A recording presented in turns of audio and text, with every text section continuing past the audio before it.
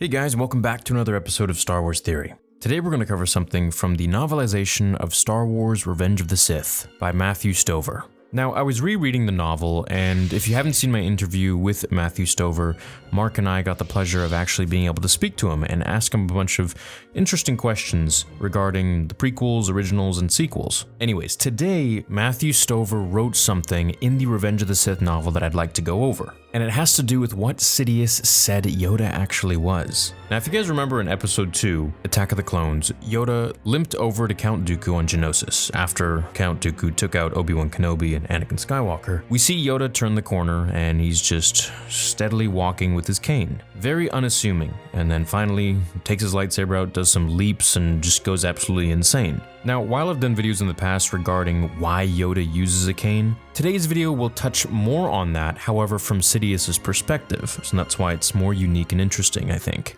So let's go over the dialogue from the novel and then we can expand upon it and talk about it. The hollow presence faded, and where its huge translucency had knelt was now revealed another presence, a physical presence. Tiny and aged, clad in robes and leaning on a twist of wood, but his physical presence was an illusion. The truth of him could be seen only in the Force. In the Force, he was a fountain of light. Pity your new disciple, I do. So lately an apprentice, so soon without a master. Why, Master Yoda, what a delightful surprise. Welcome. The voice of the Shadow hummed with anticipation. Let me be the first to wish you Happy Empire Day.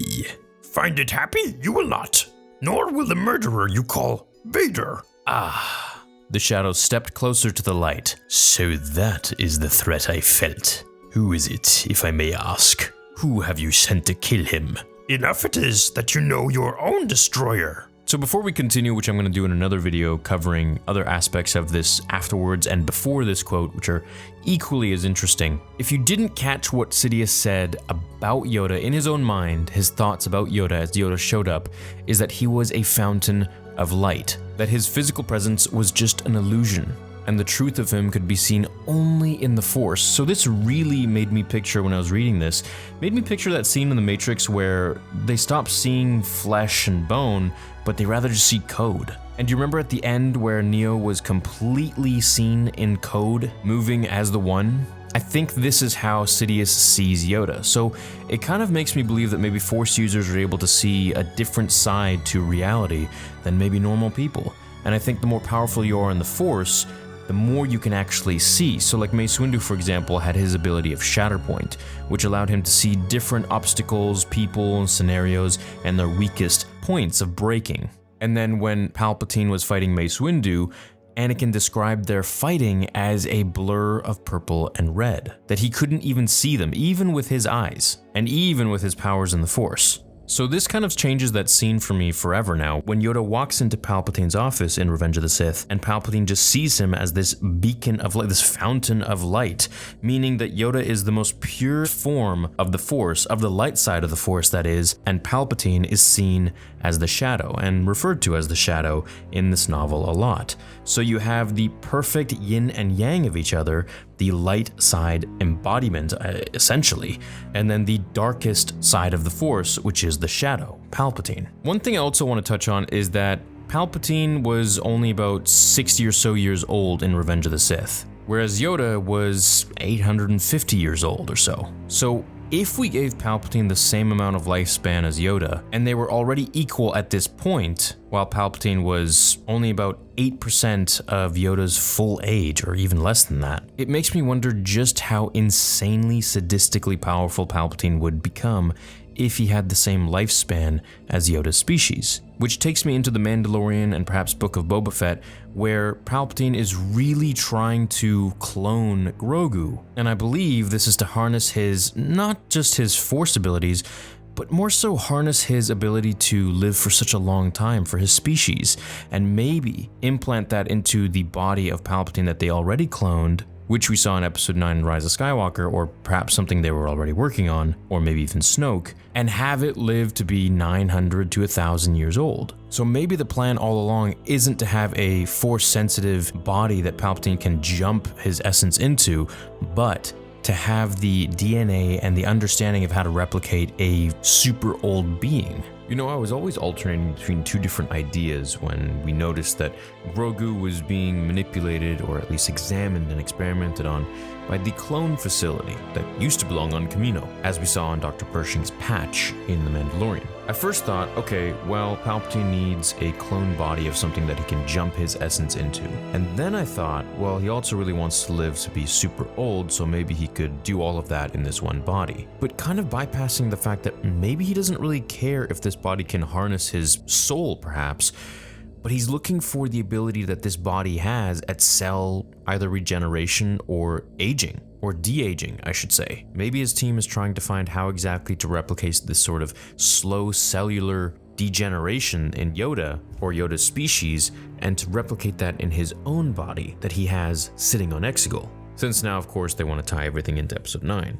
Or perhaps since Baby Yoda's primary power so far seems to be healing, maybe they're going to just use him to heal anything that they want. This leads me to something completely different.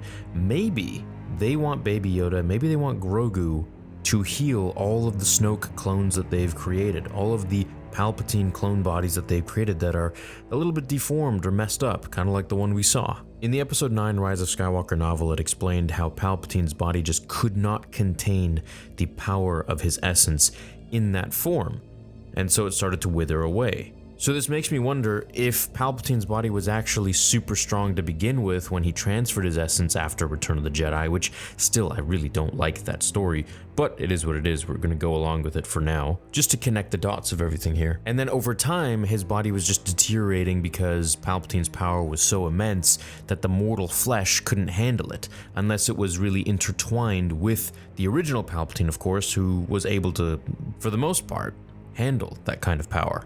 Of course, he got decrepit and old, but, you know, he was still doing okay. He was still walking around.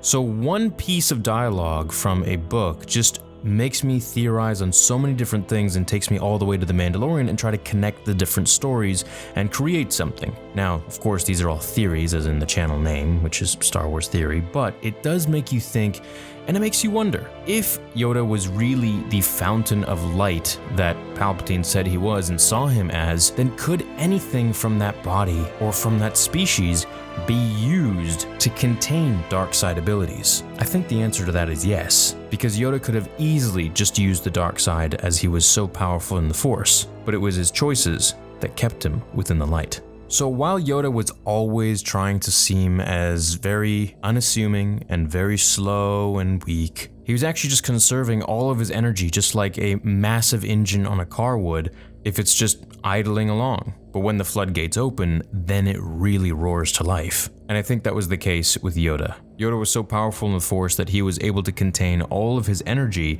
and use it in sporadic moments that he needed to in order to flip against walls and make up for his small stature, so to speak. So anyways, I think the idea of Palpatine thinking that he's a fountain of youth itself and saying that his small stature and physical presence was just an illusion and that the truth of him could only be seen in the Force, kind of like some special Force goggles that you would need to have at Palpatine's level in order to actually see how strong Yoda was, I think is really interesting and eye-opening as to how pure and powerful Yoda was. Anyways, I hope you guys enjoyed this video and my thoughts on it and the theories on it that led into The Mandalorian, or could lead into The Mandalorian Season 3 with Grogu, Baby Yoda, and more. Have a great rest of your day. I'm looking forward to the Book of Boba Fett, and I'll see you in the next episode of Star Wars Theory. Until then, remember, the Force will be with you.